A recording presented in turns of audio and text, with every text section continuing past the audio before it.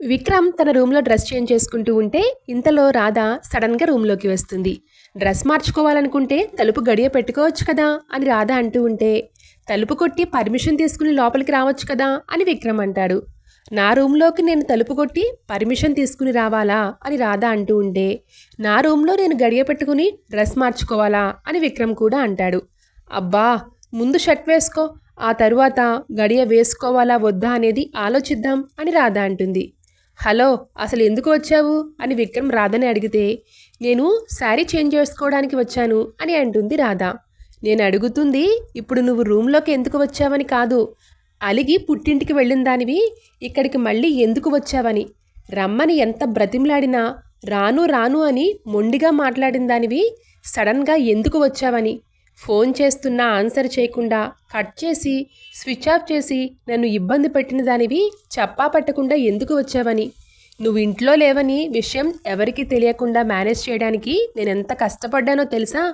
నన్ను అంత కష్టపెట్టిన దానివి ఎందుకు ఎందుకు వచ్చావు అని అడుగుతున్నాను అని విక్రమ్ అడిగేసరికి, నీకోసమే వచ్చాను అని అంటుంది రాధ. నా కోసమా అని ఒక్కసారిగా షాక్ అవుతాడు విక్రమ్. మరీ అంత షాక్ అవ్వకు. నీకోసమంటే నీ టెన్షన్లన్నీ, ఇబ్బందిని, కష్టాన్ని కాస్త తప్పించడం కోసమే వచ్చాను. సమయానికి వచ్చి మీ దమయంతి అత్తయ్యకి కౌంటర్ ఇచ్చి మన గురించి ఎవ్వరికీ అనుమానం రాకుండా నిన్ను కాపాడినందుకు థ్యాంక్స్ చెప్పాల్సింది పోయి ఇలా క్రాస్ ఎగ్జామినేషన్ చేస్తావేంటి. నీ వాళ్ళని చూస్తుంటే నీ వాలకం చూస్తుంటే నేను లేనందుకు నువ్వు టెన్షన్ పడ్డట్టు, ఇబ్బంది పడ్డట్టు, కష్టపడుతున్నట్టుగా లేదు. నన్ను మిస్ అయినందుకు అలా టెన్షన్ పడ్డట్టు, ఇబ్బంది పడ్డట్టు, కష్టపడుతున్నట్టు ఉంది. వన్ డే నేను ఇంట్లో లేకపోయేసరికి నన్ను బాగా మిస్ అయ్యావా అని రాధ అంటూ ఉంటే, అంత సీన్ ఏమీ లేదమ్మా అని విక్రమ్ అంటాడు. మరి ఎంత సీన్ ఉందేంటి? మిస్ యూ రాధా అనుకుంటూ ఆకలి లేని పగలు, నిద్రలేని రాత్రిని గడిపినంత సీన్ ఉందా అని రాధ అంటూ ఉంటే, అలాంటిదేమీ లేదు, అస్సలు లేదు. మరి అలాంటిది ఉందేంటి? నువ్వు లేక నేను లేను, నేను లేక నువ్వు లేను అనుకుంటూ విరహగీతాలు పాడుకునే లాంటివి ఏమైనా ఉన్నాయా అని రాధ అంటూ ఉంటే, అలాంటిదేమీ లేదు. నువ్వు లేకపోయేసరికి నేను బాగా చాలా చాలా హ్యాపీగా ఫీల్ అయ్యాను. కడుపు నిండా తిన్నాను, కంటి నిండా నిద్రపోయాను. అవునా, మరి రామలింగం అన్నయ్యకి ఎందుకు ఫోన్ చేసి నా గురించి మాట్లాడావు? మరి అయితే చెప్పు, నా గురించి ఎందుకు మాట్లాడావు?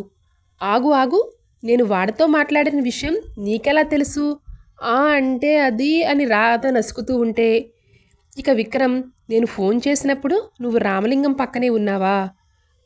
అయ్యో, నువ్వు పక్కనే ఉన్నా కూడా వాడు నాకు ఆ విషయం చెప్పకుండా మాట్లాడా? అలా చెప్పొద్దని నువ్వే వాడికి సైగ చేసి చెప్పావా? చెప్పు రాధా, చెప్పు. నేను పోలీస్ ఆఫీసర్ని. చిన్న క్లూ దొరికినా మ్యాటర్ మొత్తం పట్టేస్తాను. చెప్పు, అసలు ఏం జరిగింది అని విక్రమ్ అనుమానంగా అడిగేసరికి, ఏం జరిగిందా? నువ్వు రామలింగం అన్నయ్యకి ఫోన్ చేసి చాలా ఫీల్ అయ్యావట కదా, చాలా టెన్షన్ పడ్డావట కదా.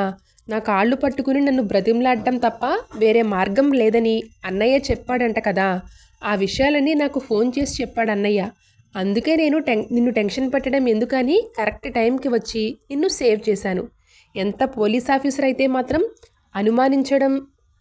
అనుమానించాల్సిన దానికి అనుమానించాలి కానీ ఇలా ప్రతిదానికి అనుమానించకూడదు అని రాధ అంటూ ఉంటుంది. ఆ విషయం నువ్వు నాకు చెప్పాలి మరి అని విక్రమ్ అంటూ ఉంటే, రేవులో తాడి చెట్లా పెరిగితే ఉపయోగం లేదు, బుర్ర కూడా పెంచుకోవాలి. నీకు పోలీసు ఉద్యోగం ఎలా వచ్చిందో నాకేం అర్థం కావట్లేదు అని రాధ అంటూ ఉంటే, నా జాబ్ గురించి ఏమైనా మాట్లాడావంటే మర్యాదగా ఉండదు అని విక్రమ్ కూడా అంటూ ఉంటాడు. అందుకేనా నేను తెలుసుకున్న విషయం కూడా తెలుసుకోలేకపోయావు, నేను ఛేదించిన కేసు కూడా ఛేదించలేకపోయావు అని రాధ అంటూ ఉంటుంది. నువ్వేం తెలుసుకున్నావు, నువ్వేం ఛేదించావు చెప్పు అసలా అని అంటూ ఉంటే విక్రమ్, ఇక రాధ చెప్తా ఉండు అంటూ సడన్గా ఆగిపోతుంది. తను చిట్టి కాదు సుందరి అని చెప్తే ఈయన తట్టుకోలేరు, గురూజీ కూడా తట్టుకోలేరు. రేపట్లోగా పారిపోమని సుందరికి వార్నింగ్ ఇచ్చాను కాబట్టి తను వెళ్ళిపోయాక నిదానంగా విషయం ఇద్దరికీ చెప్పొచ్చు అని రాధ మనసులో అనుకుంటూ ఉంటే, చెప్పు, నువ్వేం ఛేదించావో చెప్పు అని విక్రమ్ అంటూ ఉంటాడు. చెప్పను, మీరే తెలుసుకోండి. ఏ కేసైనా చిటికలో ఛేదించేస్తాను అని అంటున్నారు కదా.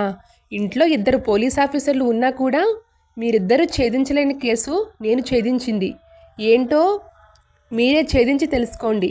అంటే నువ్వు పుట్టింటికి వెళ్ళింది నా మీద కోపంతో కాదన్నమాట. ఏదో కేసు ఛేదించడానికి వెళ్ళావన్నమాట. చెప్పు, అంతేనా? చెప్పు అని విక్రమ్ అంటూ ఉంటే, చెప్పడం ఎందుకు, అది కూడా మీరే ఛేదించుకోండి. ముందు మీరు బయటికి వెళ్తే నేను చీర మార్చుకుంటాను అని రాధ అంటూ ఉంటే, రాధ నా దగ్గర ఏదో దాస్తుంది. తను సడన్గా అలా పుట్టింటికి వెళ్ళడానికి ఏదో కారణం ఉండుంటుంది. ఏమై ఉంటుంది అని విక్రమ్ ఆలోచిస్తూ ఉంటే, వెళ్ళండి మహాప్రభు, ముందు వెళ్ళండి అంటూ విక్రమ్ని బయటికి నెట్టేసి డోర్ వేసుకుంటుంది రాధ. అసలు దమయంతి గారు నటించడానికి ఆ సుందరిని ఎందుకు తీసుకుని వచ్చి ఉంటుంది? అది తెలుసుకోవాలి అని రాధ కూడా మనసులో అనుకుంటూ ఉంటుంది.